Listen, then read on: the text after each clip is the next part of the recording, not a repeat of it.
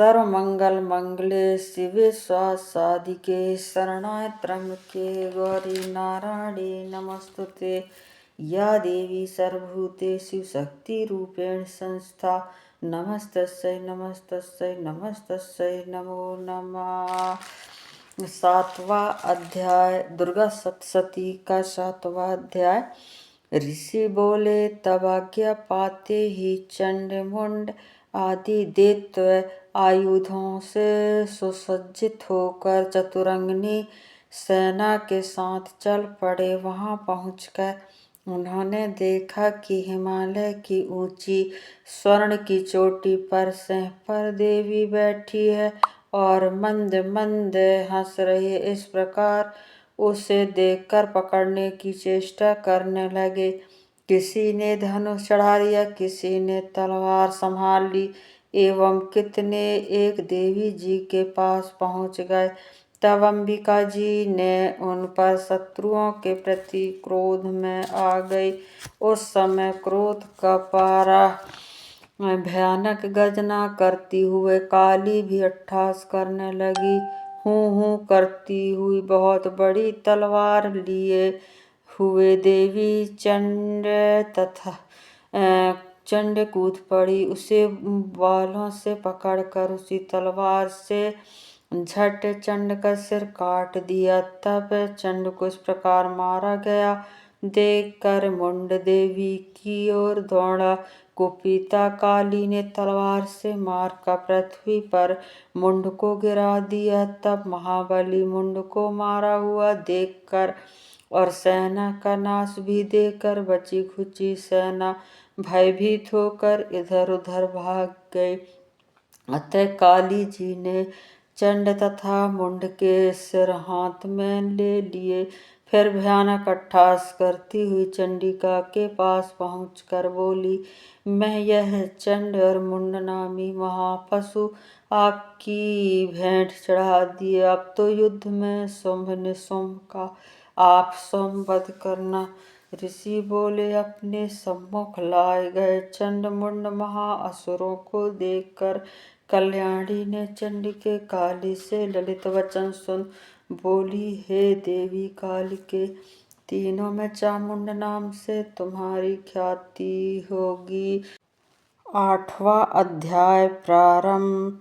ऋषि बोले, चंड तथा मुंड दोनों दैत्यों के मारे जाने पर एवं बहुत सी सेना के भी क्षय हो जाने पर असुरराज महाप्रतापी शुंभ के चित्त में भारी क्रोध पैदा हो गया।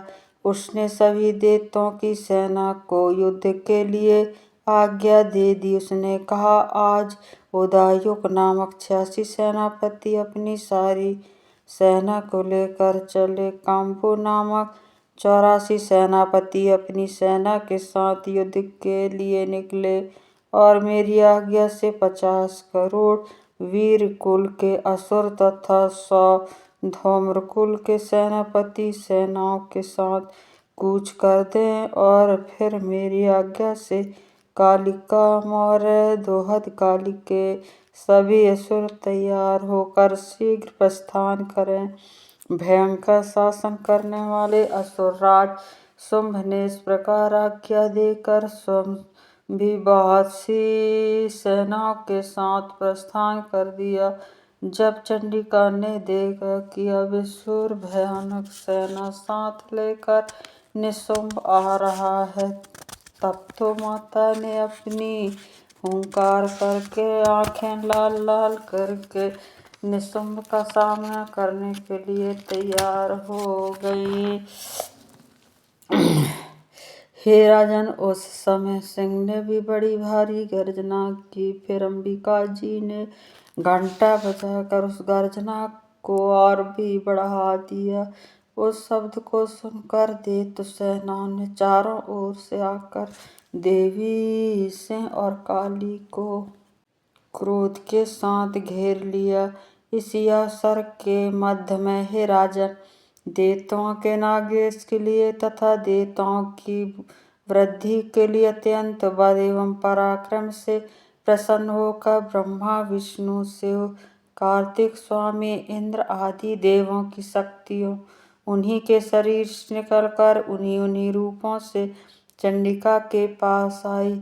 जिस देवता का जो स्वरूप जैसे भूषण तथा वाहन है, उन्हीं उन्हीं वस्तुओं से संपन्न होकर वह देवता शक्ति रूपी धारण कर देवताओं के साथ युद्ध करने आ गई। ब्रह्मा जी की शक्ति, जिसे ब्राह्मणी कहा जाता है, वह हंसों से जुते हुए विमान पर आरूढ़ थी। अक्षय सूत्र कमंडल से शोभित थी। सबसे उत्तम उपस्थित हुई महेश्वरी की शक्ति वृषभ पर विराजमान सुंदर त्रिशूल धारण किए, महासर्पों के कंकाल धारण किए, मस्तक पर चंद्रिका सुशोभित थी। वह महेश्वरी शक्ति आदि आई।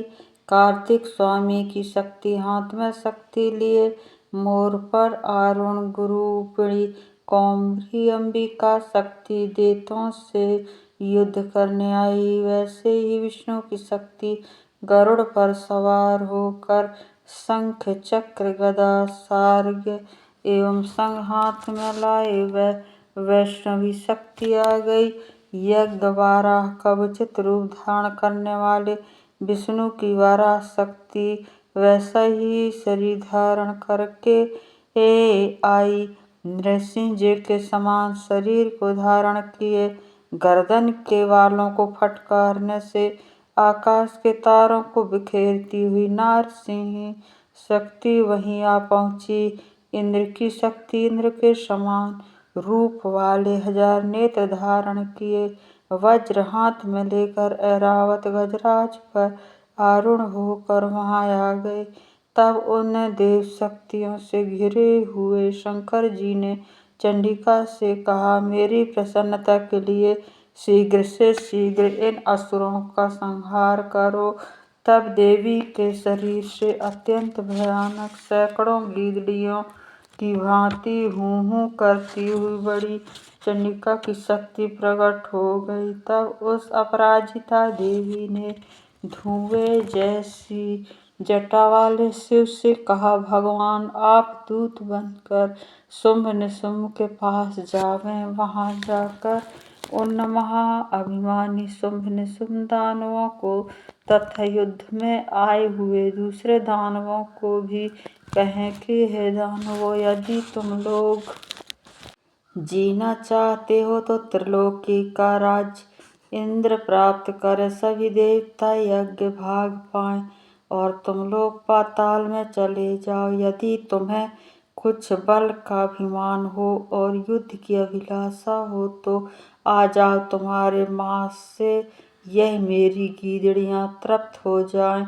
इस दूत रूप में स्वयं शिव को ही देवी जी ने नियुक्त किया। वह शिव शक्ति संसार में शिवदूती इस नाम से विख्यात हुई।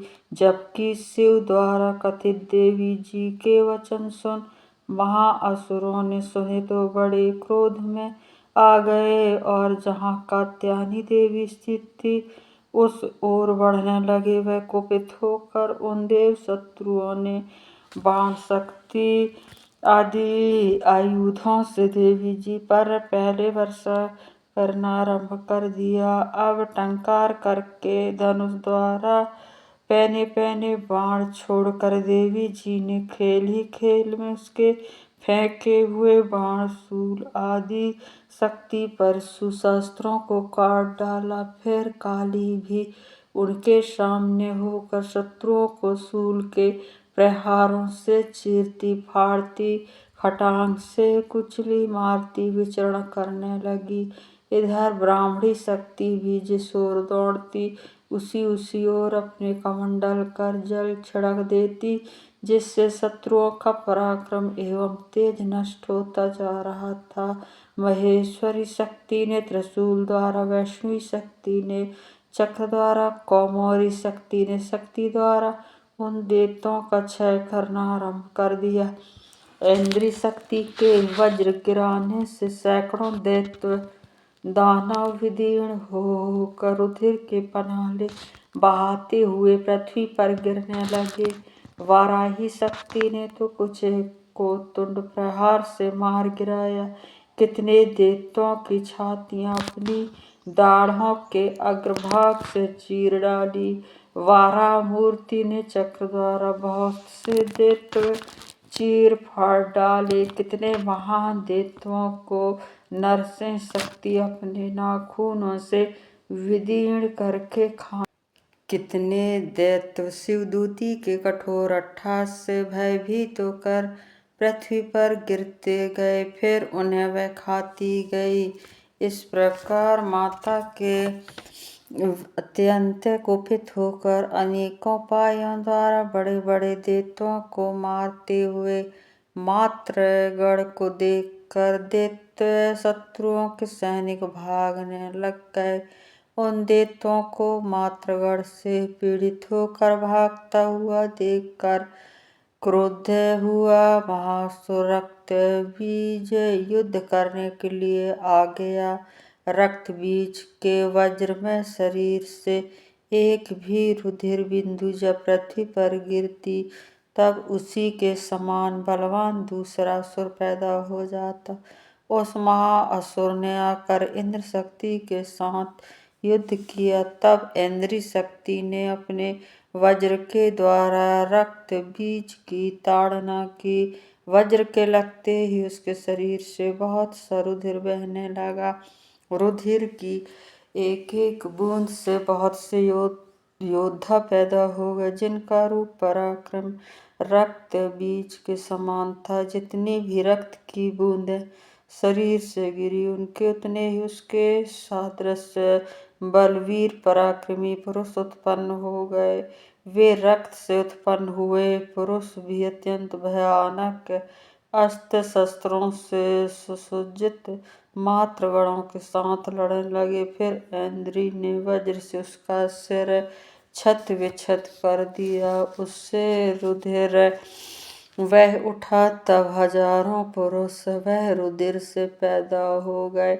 वैष्णवी शक्ति ने चक्र द्वारा उसे मारा। इंद्र ने गदा द्वारा असुरराज की ताड़ना की। वैष्णवी के चक्र से छत विछत होने पर उसके शरीर से ज्यों ही रुधिर स्राव हुआ, उससे हजार उसी के समान महाअसुर पैदा हो गए, जिनसे संपूर्ण जगत भर गया। कौमारी ने शक्ति से मारा, वाराही ने तलवार से, महेश्वरी ने महाअसुर रक्त बीज को त्रिशूल से हनन किया। इस दैत्य ने भी गदा द्वारा सभी मातृगणों का पृथक पृथक मारा। उस समय रक्त बीज बड़े क्रोध में समाविष्ट था। शक्ति शूलादि का आयुधों से कई बार विक्षत होने पर उसके शरीर से रक्त प्रवाह के पृथ्वी पर गिरते ही सैकड़ों असुर उत्पन्न हो चुके। दैत्यों के रुधिर से उत्पन्न उन असुरों से सारा जगत व्याप्त हो गया। तब तो देवता अत्यंत भयभीत हो गए। देवताओं को डरा एवं उदास देखकर शीघ्र ही चंडिका ने काली से कहा, चामुंडे, अपना मुख तुम और भी विस्तार से फैला लो। मेरे शस्त्र के मार से गिरते हुए रुधिर बिंदु तथा बिंदुओं को से उत्पन्न महादैत्यों को अपने वेगवान मुख द्वारा खाती जाओ। युद्ध भूमि में रुधिर उत्पन्न इस महान दैत्यों का भक्षण करती घूमती रहो। इस प्रकार कहकर चंडिका ने रक्त बीज पर त्रिशूल से प्रहार किया। फिर काली ने रक्त बीज का रुधिर मुख से ग्रहण कर लिया। उस दैत्य ने भी चंडिका पर गदा चलाई, किंतु उस महापात पर चंडिका को कुछ थोड़ी सी भी वेदना न हुई। रक्त बीज के छत विछत शरीर से जो बहुत सा रुधिर गिरने लगा, उसे चामुंडा मुख द्वारा पीती गई और रक्त पात से दैत्य उत्पन्न हो गए थे, उन्हें भी मुख में डाल गए। इस प्रकार चामुंडा ने सभी दैत्य खा डाले और रक्त बीज का रुधिर भी पी डाला। तब देवी ने शूल वज्र तलवार ऋषि आदि आयुधों से हीन तथा महाअसुरक्त बीज को मार दिया। शस्त्र समूहों से आहत होकर पृथ्वी पर गिर पड़ा। रुधिर तो उसका चामुंडा ने पी ही लिया था। उसकी मृत्यु होने पर देवता परम प्रसन्न हुए। मातृगण उसके रुधिर पान से उन्मत्त होकर नृत्य करने लगी। इति अध्याय 8वां अध्याय समाप्त। बोलो दुर्गा मैया की जय। माता पार्वती की जय। बोलो कृष्ण भगवान की जय। या देवी सर्वभूतेषु मातृरूपेण संस्था नमस्तस्यै नमस्तस्यै नमस्तस्यै नमो नमः। या देवी सर्वभूतेषु भक्तिरूपेण संस्था नमस्तस्यै नमस्तस्यै नमस्तस्यै नमो नमः।